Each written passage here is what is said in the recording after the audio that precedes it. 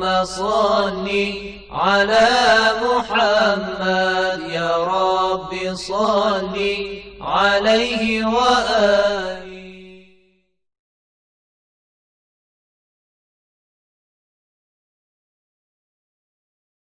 A'udzu billahi minasyaitonir rajim. Bismillahirrahmanirrahim.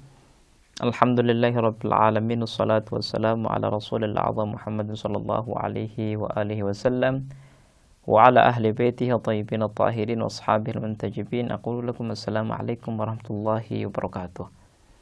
Para pemirsa dan pendengar yang dirahmati Allah Subhanahu wa taala, marilah senantiasa kita bersyukur atas segala nikmat yang Allah berikan kepada kita, dan marilah kita selalu berusaha semaksimal mungkin untuk menjadi hamba yang terbaik. Para pemirsa dan pendengar yang dirahmati oleh Allah Subhanahu wa taala, pada kesempatan yang baik ini kita ingin membahas tentang bada. Tapi sebelum kita masuki pembahasan bada, saya akan menyebutkan satu poin yang akan melengkapi pembahasan sebelumnya tentang qada dan qadar. Mungkin ada sebagian orang yang beranggapan bahwa takdir itu bertentangan dengan ikhtiar kita. Ketika Allah sudah menentukan, artinya kita tidak memiliki ikhtiar sama sekali. Makanya buat apa kita berusaha? Kalau seandainya kita sudah ditentukan sebagai orang kaya, maka pasti kaya. Tapi kalau kita sudah ditentukan sebagai orang fakir, maka apapun usaha kita tidak akan bisa menjadi orang kaya. Jawaban daripada anggapan ini adalah bahwa ketika Allah Subhanahu wa taala menentukan, bukan berarti Allah tidak memberikan andil atau ikhtiar kepada manusia untuk bisa merubah kehidupannya. Karena dalam takdir dan qada pun ada dua macam, ada takdir yang pasti dan ada takdir yang tidak pasti. Artinya takdir yang disesuaikan dengan usaha manusia. Nah, disinilah manusia bisa menentukan nasibnya. Makanya ada orang yang baik dan orang yang buruk. Dan ada orang yang buruk kemudian dia taubat menjadi kekasih Allah Subhanahu wa taala. Ini adalah pelengkap daripada pembahasan kita yang lalu, dan insyaallah pembahasan qada dan qadar masih berkaitan dengan pembahasan bada, dan insyaallah kita akan bisa lebih mengerti tentang qada dan qadar di pembahasan bada. Bada itu adalah satu teori, satu konsep yang disebutkan oleh mazhab Imamiyah, di mana sebagian kelompok teologi yang lain menganggap mazhab Imamiyah itu menisbahkan kebodohan kepada Allah Subhanahu wa taala dengan meyakini bada. Makanya perlulah kita menjelaskan tentang arti daripada bada itu apa. Bada itu kalau kita artikan secara bahasa, artinya sesuatu yang nampak setelah tersembunyi. Sesuatu nampak yang sebelumnya tidak nampak, yang sebelumnya tersembunyi dari kita.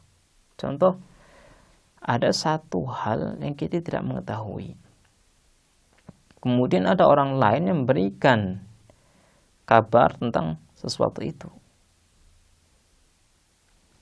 Sesuatu itu nampak bagi kita yang sebelumnya tidak nampak bagi kita. Itu artinya bada. Makanya orang-orang selain mazhab Imamiyah, mereka menuduh bahwa mazhab ini telah menisbahkan kebodohan kepada Allah Subhanahu wa taala. Karena ketika ada sesuatu yang dahulunya tidak nampak, kemudian sekarang nampak, artinya sebelumnya tidak mengetahui. Nah, kalau seandainya bada ini terjadi di diri Allah Subhanahu wa taala, maka artinya Allah itu jahil.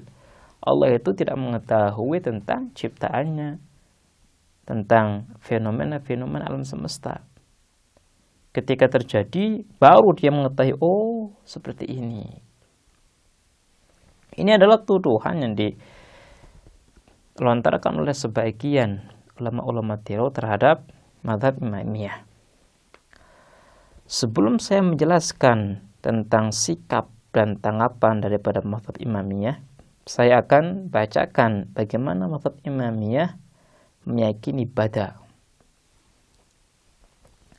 Ada berbagai hadis atau perkataan yang disebutkan oleh manusia suci. Perkataan yang pertama adalah berbunyi ma'ubidallahu azza wa jalla bisyai'in mithlil bada. Allah itu tidak disembah seperti disembah dengan bada. Artinya ketika kita meyakini bada, maka kita sudah beribadah kepada Allah dengan peribadahan yang luar biasa. Kemudian ada satu perkataan yang disampaikan oleh Imam Ma'sum yang diyakini oleh mazhab Imamiyah, di mana imam tersebut mengatakan tidak ada satu nabi pun yang diutus oleh Allah Subhanahu wa taala kecuali nabi tersebut harus meyakini 3 poin, 3 perkara. Yang pertama adalah al-iqrar bil ubudiyah. Dia harus meyakini bahwa dirinya hamba dan Allah itu Tuhan. Dia harus beribadah. Kemudian yang kedua adalah dia harus meyakini bahwa Tuhan itu tidak memiliki sekutu sama sekali. Dan yang ketiga adalah dia harus meyakini bahwa Allah Subhanahu wa taala bisa berkehendak untuk mempercepat sesuatu atau mengakhirkan sesuatu. Kalau kita membuka buku-buku hadis yang dimiliki oleh mazhab Imamiyah, maka kita akan mendapatkan bagaimana Imam Ma'sum menjelaskan tentang keagungan hakikat bada. Jadi dengan kita meyakini bada, maka kita sudah beribadah kepada Allah Subhanahu wa taala.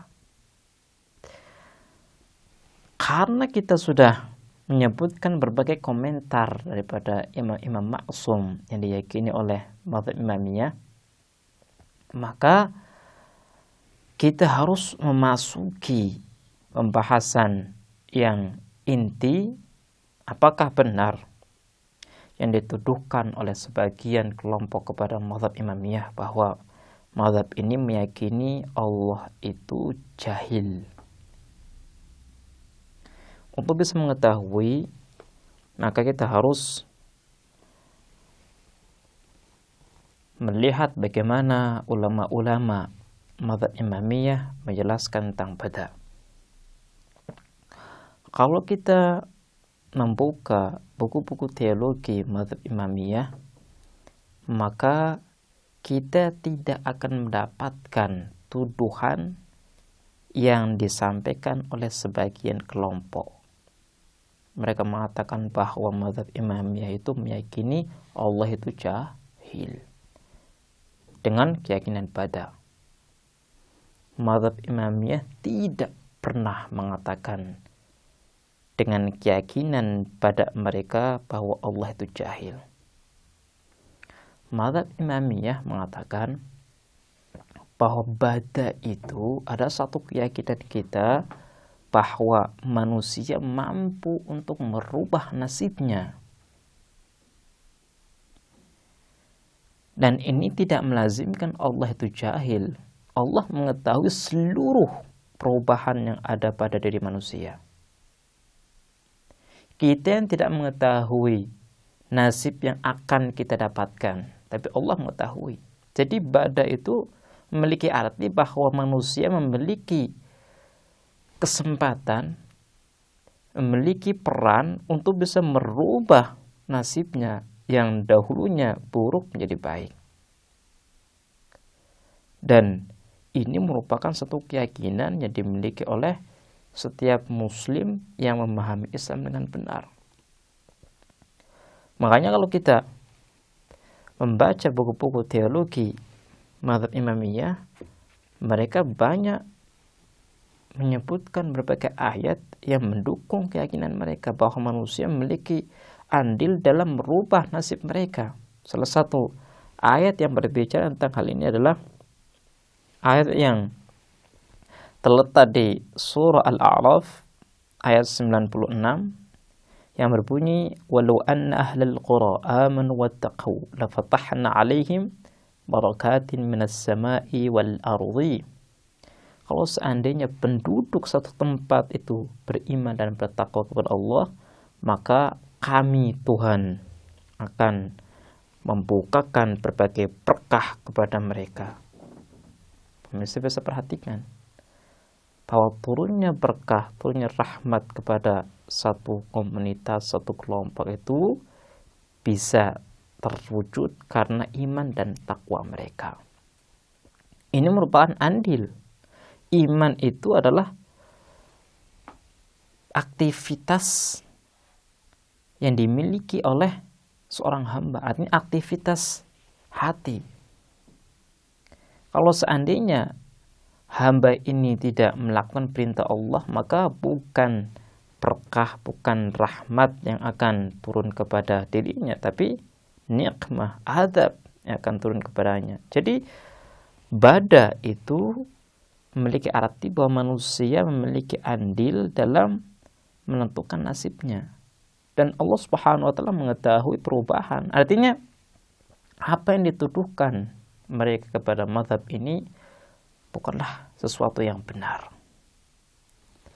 Mazhab ini adalah mazhab yang memakai logika dengan baik ketika membahas tentang akidah, yang memiliki dasar yang kuat dalam perkara tauhid, perkara kesempurnaan Allah Subhanahu wa taala. Apakah mungkin setelah mazhab Imamiyah meyakini Allah itu maha berilmu dan mereka pun membagi ilmu menjadi dua, ada ilmu yang berkaitan dengan diri Allah dan ilmu yang berkaitan dengan makhluknya, apakah mungkin mereka akan mengklaim, mengatakan bahwa Allah itu jahil?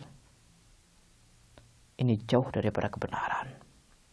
Jadi ada poin yang perlu saya sampaikan di sini. Kalau seandainya ada satu tuduhan terkait dengan suatu pendapat yang disebutkan oleh kelompok suatu mazhab, maka kita tidak boleh langsung percaya. Kita harus meneliti terlebih dahulu apakah benar tuduhan ini atau salah. Baiklah, insyaallah kita akan melanjutkan bahasan kita di kesempatan yang lain, dan kita meminta kepada Allah supaya kita digolongkan menjadi orang yang tulus, ikhlas, dan selalu berusaha melakukan semua perintah-perintahnya. Kita akhiri, wassalamualaikum warahmatullahi wabarakatuh.